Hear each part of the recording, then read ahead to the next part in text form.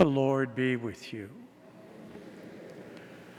A reading from the Holy Gospel according to Matthew.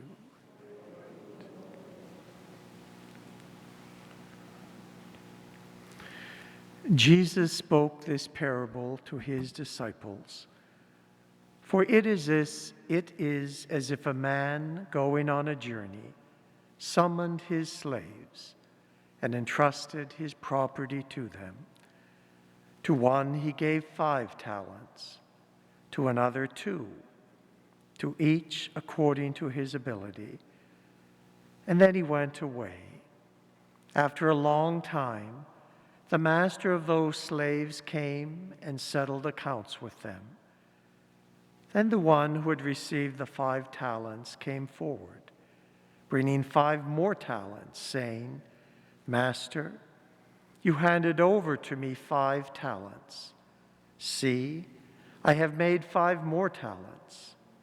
His master said to him, Well done, good and trustworthy slave. You have been trustworthy in a few things. I will put you in charge of many things. Enter into the joy of your master. The Gospel of the Lord.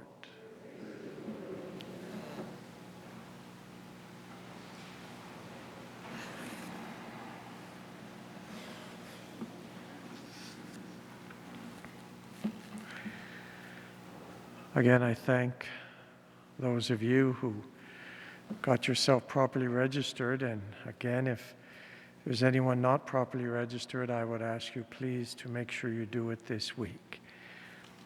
Today's first reading is from the book of Proverbs, another one of the wisdom books of the Old Testament.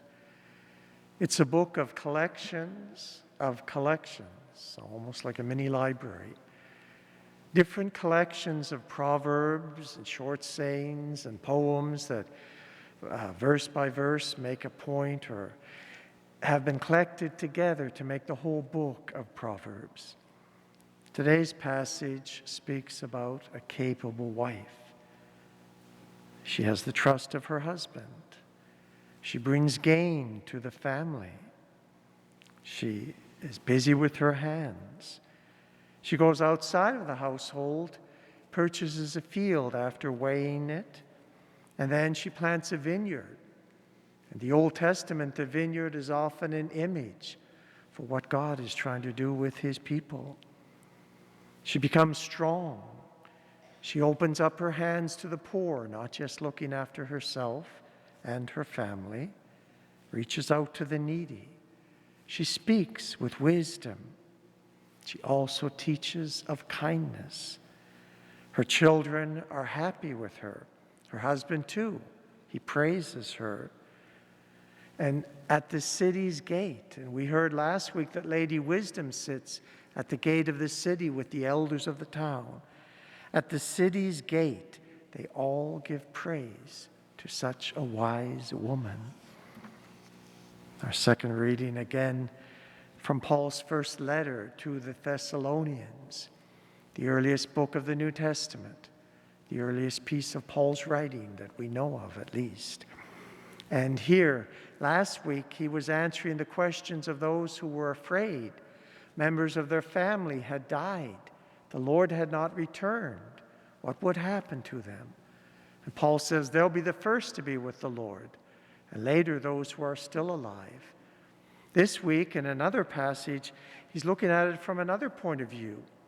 Some people are saying, oh, the Lord won't be coming for so long, I don't have to worry about it. I'm just going to live my life and enjoy myself. And to them, Paul says, remember, when the day of the Lord comes, it will be like a thief in the night. Just when you're saying peace and security, then suddenly the day will be upon us. Maybe it'll be the day of the Lord when he returns for everyone. Maybe, and probably more likely, it'll be the personal day of the Lord when he comes for me, or you, or any one of us. So what is his advice for that? Keep awake. Do not fall asleep as others do, but keep awake and keep sober.